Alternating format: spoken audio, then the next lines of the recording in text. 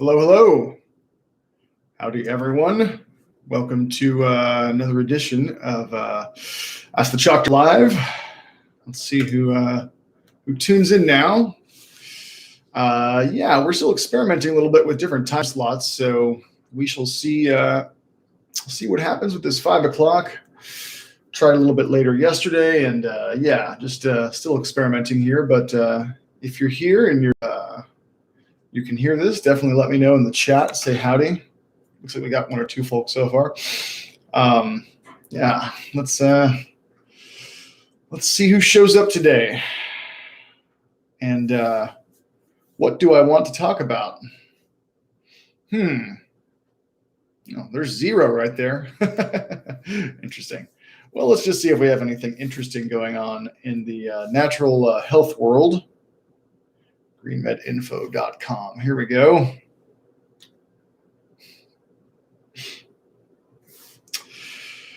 What have we got today? Any interesting articles? Hey, what's up, Sam? Mohammed, how you doing? What are you guys up to? How's your Wednesday going?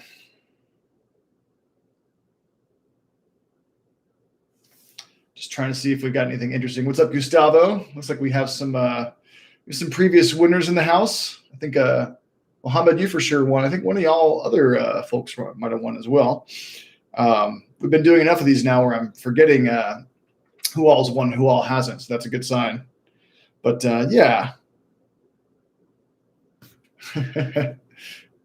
Nice. Nice emoji there, Gustavo. Great. Appreciate that. That's hilarious. So what do we have from Green Med Info today? Why I kicked my Keurig to the curb. I'm guessing probably none of you guys are probably too informed to use these things. You don't use Keurigs, do you? Do you guys use Keurigs? I mean, I've always just been super weirded out by them. Obviously, they're super wasteful, right? Like, because you have to use one of those plastic things every time you make a cup of coffee or whatever.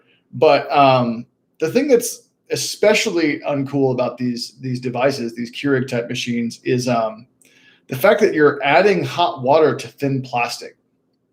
You know, I'm sure you guys know that, like, you know, the thinner a plastic is, usually the more it tends to leach, right? So that's why, you know, it's one thing if you have like a really, really thick reusable like Nalgene bottle and drinking water out of that. That's one thing. It's another thing, very much another thing, to get a bottle of Dasani from the store, right? Very, very thin plastic. So obviously part of it's the components, right? Whether it has BPA or not or all that, right? But the thin plastics tend to leach a lot worse. And so obviously heat accelerates that leaching quite a bit. And yeah, these Keurig things are a nightmare. But this is really interesting here. So a few different points that the author of this article makes, and here it is right here at Green Med Info if you want to check it out. Why I kicked my Keurig to the curb. So let's see. What does this guy's name is Aaron Chamerlick. And he says, what busy person doesn't love the idea of having a personal cup of coffee instantly with a push of a button? I love the idea, blah, blah, blah. I bought one from Costco, et cetera, et cetera.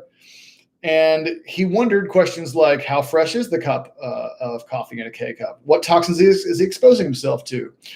What is the lid made of? What chemicals are used in the flavored coffee selections? And is there a filter inside the plastic cup? So actually, yeah, these are some valid concerns. But here's another one showing actually the inside of the machine, inside of one of the hoses. And you can have all sorts of weird buildup. So any machine that's got, you know, recesses and hoses and tanks where water accumulate will tends to, for sure, accumulate mold. And it says the rubber tubing in the internal tank of the Keurig cannot actually be drained in here. So definitely yet another thing to know about on top of all that other stuff. Also, the water is not getting hot enough to kill all the microbes, according to the author here. Also, the plastic in the K-cup is technically BPA free, but, and linking to another article, we know that BPA free is not the end all be all. You know, I'm sure you guys probably know that, right? That like BPA let's see if I can find a good article on that. BPA free is not everything it's cracked up to be. You know what I mean? Yeah. And Gustavo asks if CHOQ is going to make a cup of coffee coffee at some point. That very well might happen. Yeah, for sure. We don't have that specifically in the works at the moment, but that's something you guys are interested in. Yeah, absolutely. So you guys know Environmental Working Group, EWG. If you don't know them, I would say you guys really should. Probably most of you guys do, but EWG, they are a nonprofit, and they have a bunch of scientists who, they'll do analysis of toxicity and different kinds of products that we put in and on our bodies. I think that they are a tremendous resource, and obviously they're a nonprofit, so fairly trustworthy. Of course, we know not all nonprofits are trustworthy, but yeah. So here's just link to a random article they have on BPA. But they're the ones who came up with the Clean 15 Dirty Dozen. I don't know if you guys do you guys know about that one? Probably, I'm assuming most of y'all tends to just buy exclusively organic. But for people who don't have a lot of money, who want to prioritize as much as possible what's most important to buy organic, right? So if you have a person who has very little money and they still want to be health conscious, the Clean 15 Dirty Dozen list, again, probably most of y'all already know about this, but if you don't, you really should.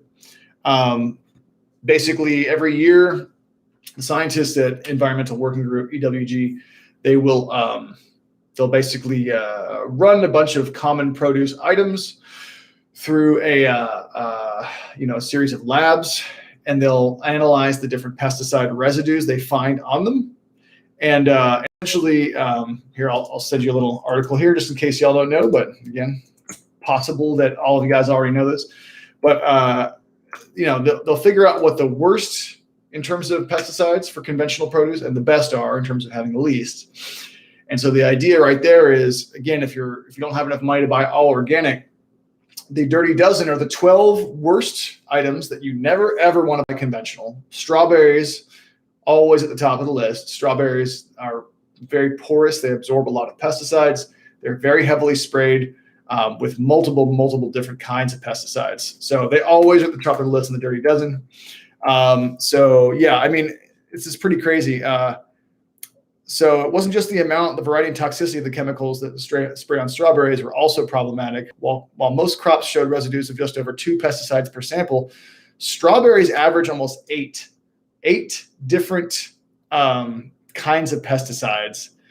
And 30% of the strawberries they measured had over 10 different kinds of pesticides on them. So conventional strawberries are a total nightmare. And strawberries are a very, obviously, really healthy food. Rich in antioxidants and all that sort of stuff, right? Berries in general tend to be anything with a bright color like that. But anything on the Dirty Dozen list, you do not ever want to eat conventional, ideally. And then anything on the, if you want to buy a few things conventional, again, if you have not enough money to eat all organic, you can do the Clean 15. It's the Clean 15 list. So that's a good example. So if you have some friends who, need some guidance, you can at least tell them that. So avocados will be at the top of the Clean 15 list, or toward the top probably, not sprayed as much. And obviously there's a nice barrier on the outside. Not that pesticides can't get through peels. They certainly can, but there's a pretty thick peel on avocados. So yeah. Hey, Laura, how's it going? Nice to see you. Yeah. But yeah, plastic in general, even if it's BPA free, is still highly suspect. Really, if it's a thick plastic, it's not nearly as bad, right? But yeah, that's for liquids, obviously. For a powder or something like that, it's not as much of an issue, in my opinion. But for a liquid, yes, much more so. Powder still to some extent, but liquid not nearly as much. Yeah. So what else is going on? I read a little bit yesterday from this book called The Non-Tinfoil Guide to EMF. And there's another thing that's kind of interesting in here. Maybe we'll just do a little reading every day from here, or hit another thing. But Have you guys ever heard of this idea that what's called ionizing radiation versus non-ionizing radiation? There's an argument given by many scientists.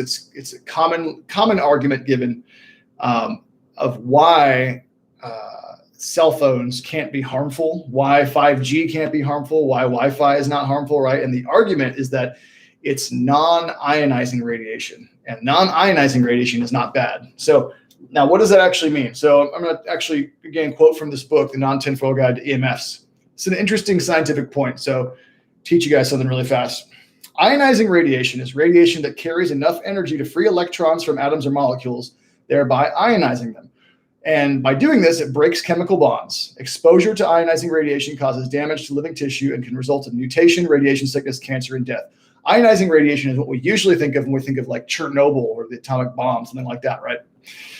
Now, non-ionizing radiation, which they claim is fine, right? Because we're not creating ions, we're not destabilizing things at the molecular level, atomic level. That is any type of electromagnetic radiation that does not carry enough energy to ionize atoms or molecules. It has sufficient energy to excite the molecules, but not to actually. And it can excite the molecules. It can move an electron to a higher energy state, but it cannot technically actually destabilize the atom to the point where it's breaking any chemical bonds. So the author says, now the problem here is that while non-ionizing radiation cannot possibly break chemical bonds inside a human cell and instantly destroy your DNA, it doesn't mean it has no biological effects, especially over time. If physicists and engineers are so convinced that non-ionizing radiation has no effect whatsoever on the human body, it must be because there is simply no evidence that can be the case, right? What's puzzling to me is that thousands of black swan studies show the opposite, that non-ionizing radiation does have biological effects at levels way too low to cause any heat. Let's hear from Martin Blank's wisdom, researcher he referenced. In 1948, all the way back in the 40s, two groups of researchers working independently both noted non-thermal effects resulting from EM radiation exposure. Scientists at the Mayo Clinic noted the incidence of cataracts in dogs following exposure to microwave radiation, and research at the University of Iowa noted that exposures to microwaves resulted in cataracts in rabbits and dogs and testicular degradation in rats. That doesn't sound good. This is one of the thousands of studies showing that the four kinds of EMFs I told you about in chapter 1, radio frequency, magnetic fields, electric fields, and dirty electricity, can either harm or heal at very, very low levels. So, yeah.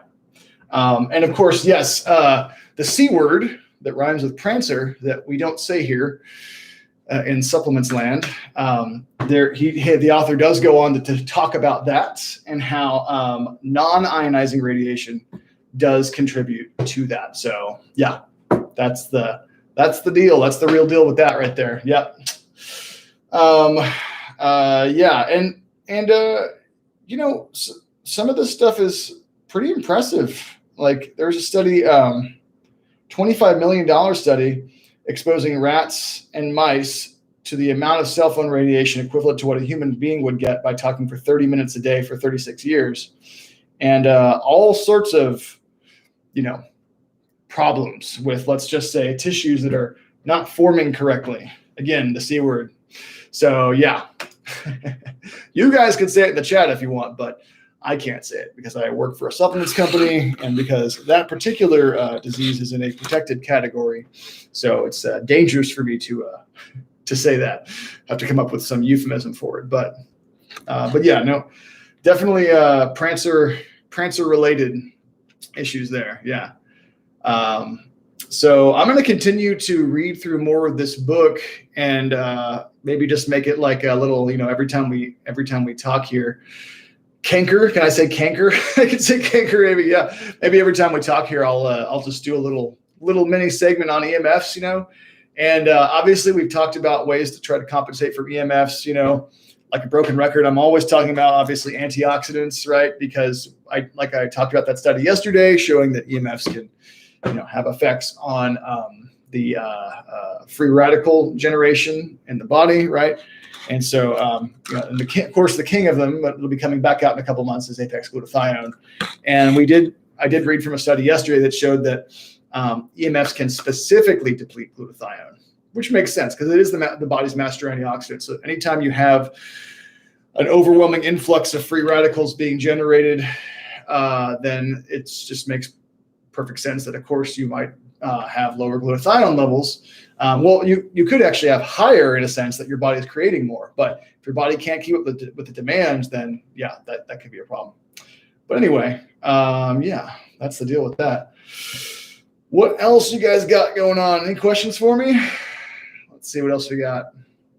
Somebody asked where I got my sunglasses from. I'm guessing you're referring to the glasses that I used to wear. I haven't worn them for a while, but the ones that I used to wear that are the like the orange, yellow-orange tinted ones that are blue blocking, and those are called Swannies. And the name of the company is Swanic, but it's spelled like Swanwick. Yeah, but they're pretty great. Yeah. If you were left in the desert for a month, which one CHOQ product would you take with you? Wow, dang, that is wow. That's a great question. Great question. If I can only take one product, huh? Just one product. I would say, honestly, it would probably be armor because, and this is just from a survival standpoint, to have something that helps with the immune system and with detox. If you're stranded, you're going to want all the immunity you can possibly get. So yeah, I know it might not be the answer that you were thinking of, but really at that point, survival is the most important thing if you're stranded on a desert island. So anything that powerfully boosts the immune system and supports healthy inflammation response, most critical. Absolutely. Yeah, that would be the one I would say. Yeah. Of course, ideally I'd love to have the whole CHOQ line. But yeah, if I only had to pick one, it would be armor. Yeah. What do you guys think? If you could only pick one, if you were on a desert island, what would you pick? So Mohammed says, describe a stack, which is Moss, Tomcat, Seven Wonders, those three. Could I describe the benefits of that stack? Yeah, sure. No problem. Well, you're going to get with those combination of, so the Irish moss is going to be contributing some metabolic support, right? In the form of, especially in the form of like iodine, right? Immune support as well. You're going to get quite a bit of immune support from the Seven Wonders and also inflammation response, detox, right? And just general adaptogen. And then from the Tomcat, you're going to be getting, obviously healthy hormone balance, cortisol levels, energy, and also immunity too. So, all three of those do have some properties to help the immune system for sure. And yeah, definitely for overall energy levels and stress, especially from the Tomcat there. And I'm sure you guys probably know this from me saying it before, but, even though ashwagandha really is the best one that we carry for healthy cortisol levels and stress response, there is research actually on this specific Tomcat extract for that as well. So, yeah, the Tomcat can do that. I think the ashwagandha is probably, as far as I have seen, but the Tomcat's excellent for that too. So, yeah. All right. Gustavo says, I was thinking Shilajit, so you could think profoundly and come up with an idea where you get water food from. Sure, yeah, that makes sense. And Shilajit, of course, does have properties where it does support the immune system and detox as well. So yeah, I wouldn't mind having a ton of Shilajit if I were on a desert island for sure. If I were stranded, absolutely. But yeah, I think just from a pure survival standpoint, I think just immune system would be the most important thing, yeah. Mr. R says, build me 2 different stacks for energy, testosterone, and immune system. Well, I don't know how the stacks you want to differ necessarily, but what I could do is I could just say, a smaller stack and a larger stack, perhaps, if that's, that makes sense. So energy, testosterone, and immune system. So a miniature stack for that would be, let's see here. So a more entry level 3-product stack that would be great for that would be these 3 right here. So you said energy, immune system, and testosterone. So obviously the daily has, it has the testosterone, energy covered. It's got the Shilajit in there, Armor is all about the immune system right here. And then, Tomcat is going to going to really make the testosterone boosting properties of the daily quite a bit stronger. It's going to be a really synergistic combination for testosterone. So this would be, if those are your concerns that you want to focus on, those health areas you want to boost, these would be the first three. Then if you wanted to add to that, I would say for sure, more of the mega stack would be adding. So in addition to Armor, Daily, and Tomcat, I would add for the ultimate, obviously Apex, will be back soon. So when it does come out, Ashwagandha, Apex, Glutathione Action 2.0. And that will be one heck of a combination. Absolutely. So yeah. And of course, 7 Wonders as well on top of that, if you wanted to. Depends on how big of a stack you want to take, Yeah. Yeah. All right. What else is going on in the world of health news here? Let's see. Oh, here's another interesting one. Why 80% of us are deficient in magnesium. And Gustavo, Apex will be back sometime around December. Yeah. But yeah, just to let y'all know about the whole. Okay. Actually, here's a little quiz for you guys. See who's been paying attention. Which CHOQ product do you want to take when you take minerals? Which one combines and helps you absorb minerals?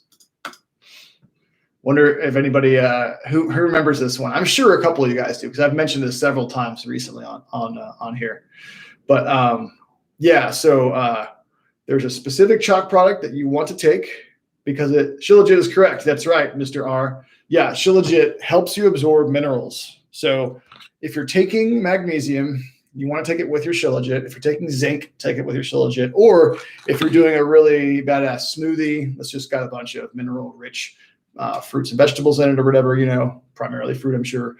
But Shilajit will help you absorb the minerals in there. So that's great. And of course, you can also take it with your Irish moss, to get some of the minerals in the moss as well. But yeah, so here's another article called Why 80% of Us Are Deficient in Magnesium. Yeah, it's crazy. By the way, something that they do mention in here, it looks like, the standard blood test for magnesium is not a very good blood test, right? So plasma magnesium versus RBC magnesium. So what I just put right there in the chat. Those are two different ways of measuring magnesium in the body. What's commonly done in most, clinics, like in most, usually in a clinical setting, they'll order plasma magnesium. And unless you are grossly deficient, that will usually show as fairly normal. That's just kind of measuring what's floating around in the bloodstream. And it's not a very good measure of what's actually in the whole body, right? So where you measure something in the body will impact how accurately you're reading the total store of magnesium in the whole body. So plasma, again, just means it's floating around in the blood, not attached to anything. RBC magnesium means that the magnesium has made its way inside of your red blood cells, right? So essentially, plasma magnesium means magnesium outside of the red blood cells, just floating around in the blood, in the blood plasma itself. RBC magnesium means the magnesium that's made its way inside the red blood cells. So in the research world, if you actually look at magnesium research, where they're showing magnesium deficiency and trying to actually really see how much people have in their bodies, they don't use plasma magnesium, they use RBC magnesium. But as is often the case, there's a disconnect between the research world and the clinical world.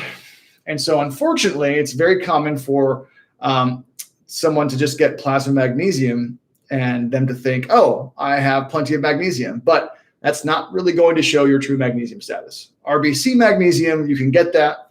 It is more accurate. It's also more expensive and might not be covered by insurance. So just FYI, but that is important. Yeah, and let's see here. Boy, magnesium, such a big deal. Yeah, so, let's see here. Yeah, I'm not going to mention anything else from this article because some of it's not safe to talk about from a legal standpoint. But Jenny's asking, will CHOQ make a zinc and magnesium supplement? Yeah, I wouldn't see, I think that we certainly should at some point do a magnesium and a zinc. Absolutely. Not working on that currently, but I think that we definitely should. Mr. R says, what do you think of lysine? Yeah, lysine's great. There are a lot of microbes that, in order to be kept in check, lysine can be a good thing. Definitely. Yeah. And I wish I could get more into the details of how lysine works, but that's also getting into medical territory, unfortunately. So if this were a one-on-one private conversation, I could tell you exactly what lysine does. But all I can say here is that it generally helps the immune system, right? Which is code for lots of other more scientifically accurate ways to talk about lysine. Laura says good sources. Laura, are you talking about good sources of zinc and magnesium or of lysine? If you're talking about good sources of zinc, one of your best sources of zinc is actually pumpkin seeds. Pardon me. Pumpkin seeds, excellent for zinc. So if you eat a big stack of pumpkin seeds, then, or throw them in your smoothie, then, take your Shilajit with that. And then magnesium, magnesium. Well, cacao, actually, one source. A lot of different nuts. If you have a generally plant-based diet where you have a plant-rich diet, you're going to be more likely to get significant amounts of magnesium. But that being said, for a lot of people, I still think that some supplementation is a great idea. And I do like magnesium taurate. It's one of the best forms of magnesium. It's a form that more easily gets into the brain. It's very easy to absorb. It tends not to have as much of a laxative effect as some of the poor absorption forms like magnesium oxide. And taurine in itself is relaxing to the brain. Taurine helps GABA work better. It's good for the heart. It does a bunch of different things. It protects the liver. So magnesium taurate is one of the best ones. Yeah. All right. So somebody mentioned I'm getting tired. Yeah, I have been a little tired recently. And on that note, I think it's time to give away our first prize. So you guys know the drill, but if you don't know the drill, if you're new here, type in a number between 1 and 100 and just one entry. And whoever is closest will win one of any CHOQ product. You know the drill, hopefully. Most of you guys do. And again, remember, just one entry per person. So, yeah. And let's see who wins today. All right. Going once, going twice.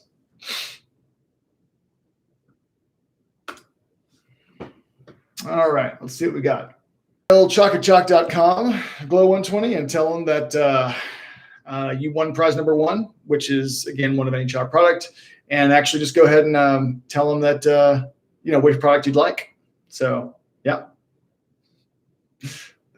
Yeah, the number was 14. She won, or he won, whoever, with a number 12. All right. So Glow 120, you are the winner. Congratulations. And let's see. We're going to do our second drawing in a second here too, actually. A little bit of a shorter show today. Let's see.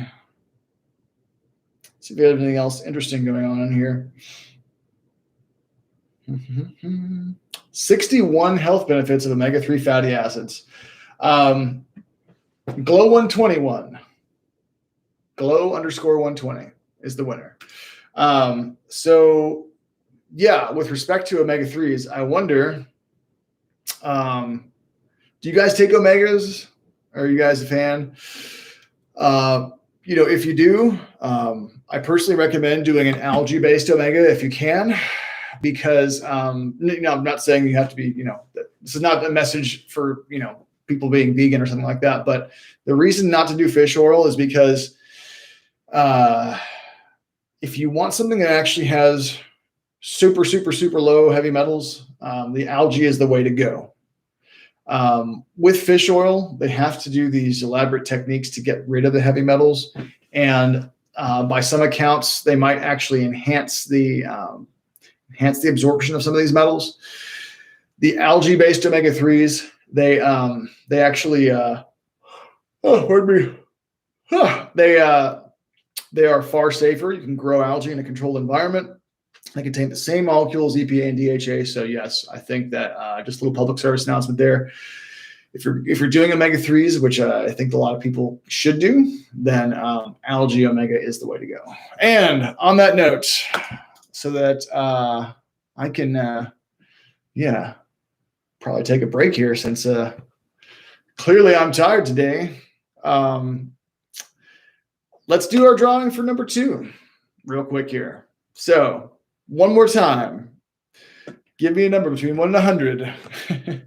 And this is for drawing number 2. And Glow, since you won all the, you can only win one time per show. But for everybody else, go ahead and give me a number between 1 and 100 for prize number 2, which is one of these shirts here and a bag of cacao beans. Good luck to you all.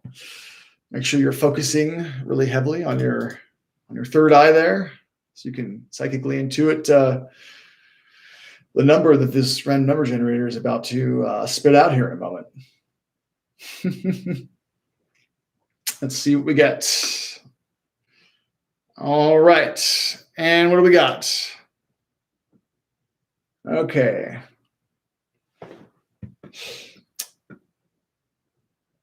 The number was 73, which means that Hunter is closest. So Hunter Lawrence, you are the winner.